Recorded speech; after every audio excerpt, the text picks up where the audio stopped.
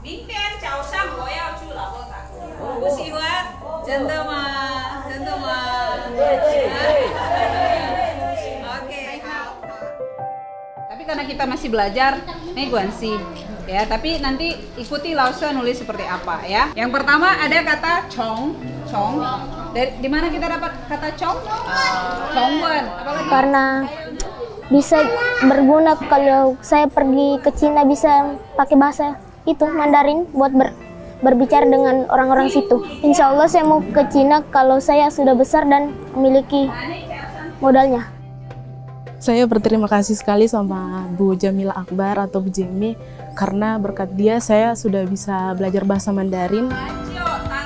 Ini sesuatu hal yang berharga menurut saya yang disediakan oleh perusahaan ya, sebagai bentuk tanggung jawabnya kepada masyarakat gitu. Kita pengen anak-anak atau generasi muda ataupun yang orang tua itu punya konsen, pemahaman bahwa bahasa itu memang kunci segalanya gitu.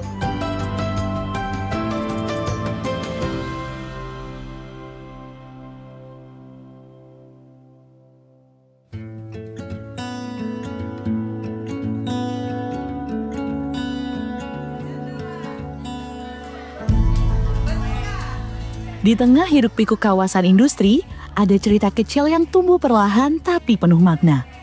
Cerita tentang harapan, tentang semangat belajar, dan tentang orang-orang yang percaya bahwa bahasa bisa membuka pintu masa depan.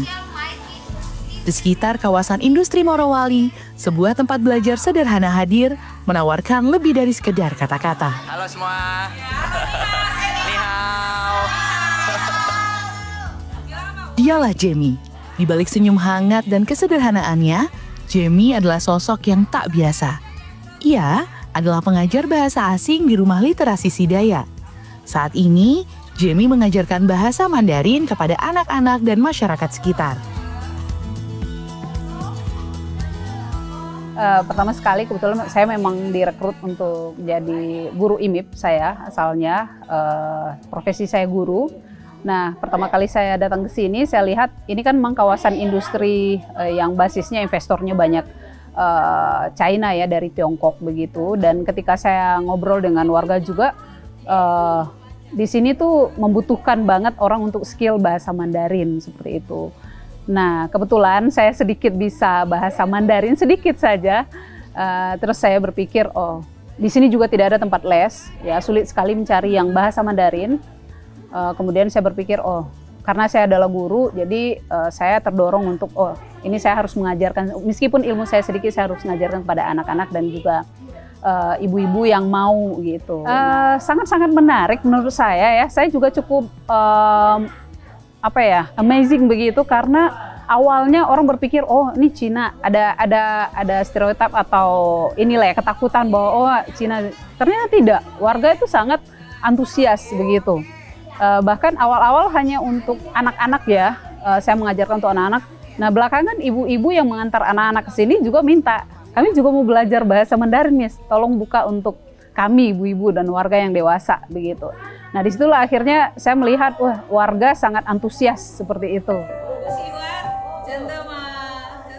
Mengajar bahasa asing di komunitas kecil tentu memiliki tantangannya tersendiri, apalagi dengan keterbatasan sumber daya.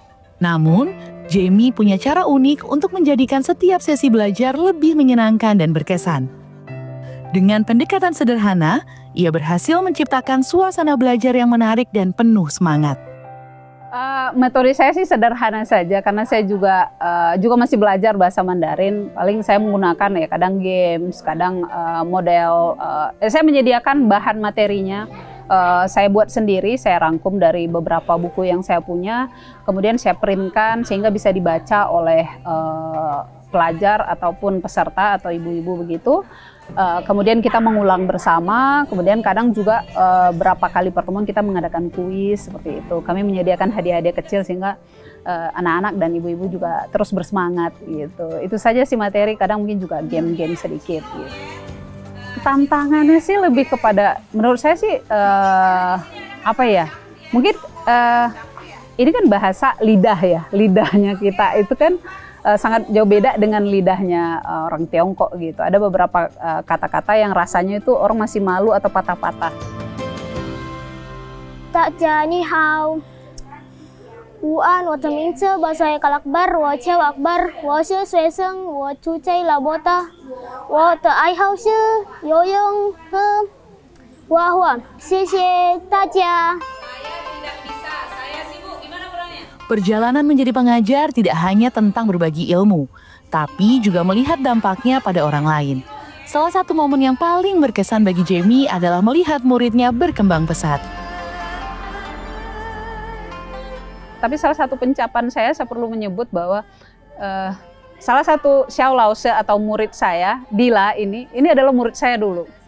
Ketika program ini pertama kali dibuka, itu 2023 bulan saya pertama kali buka ini bulan Maret, kelas di sini. Dila adalah siswa pertama saya untuk belajar Mandarin, season pertama untuk belajar Mandarin. Dan 8 bulan kemudian kami butuh koordinator untuk mengajar di sini, dan dia sudah bisa. Gitu. Dan kemudian dia bisa mengajar adik-adik juga, dan kemudian dia sekarang mengajar di SMK untuk diperbantukan bahasa Mandarin. Menurut saya itu sebuah hal yang momen bagi saya juga, ternyata bisa gitu. Kalau kita benar-benar mengajar juga untuk hal-hal ini untuk masyarakat dengan sungguh-sungguh, perusahaan juga support, akan banyak orang-orang yang akan mengambil manfaat dari program ini.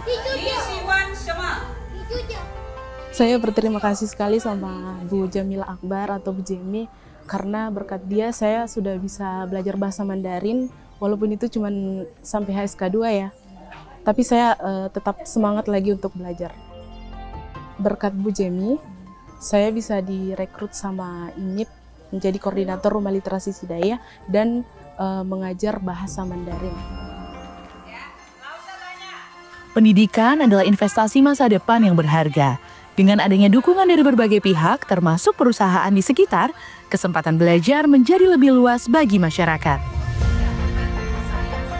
Ini sesuatu hal yang berharga menurut saya yang disediakan oleh perusahaan ya, sebagai bentuk tanggung jawabnya kepada masyarakat gitu. Nggak hanya sekedar bahwa ini bisnis, tapi pendidikan menurut saya itu adalah sebuah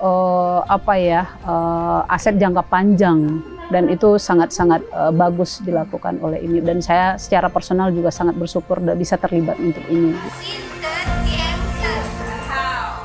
Bagi Jamie, penguasaan bahasa terutama Mandarin adalah kunci penting di era globalisasi, bukan hanya untuk pekerjaan, tapi juga untuk membuka peluang lebih luas. Ya, saya berharap ini akan berlanjut terus disupport oleh perusahaan, karena kita pengen lebih banyak lagi masyarakat yang bisa mengakses tempat ini. Kemudian untuk bahasa Mandarin sendiri atau bahasa, karena kita juga buka bahasa Inggris, kita pengen anak-anak atau generasi muda ataupun yang orang tua itu punya konsen, pemahaman bahwa bahasa itu memang kunci segalanya gitu. Nggak hanya dalam bidang pekerjaan, dunia ini udah global, jadi kita juga harus menguasai hal-hal yang memang saat ini jadi tren dan jadi skill untuk masa depan gitu, terutama bahasa Mandarin.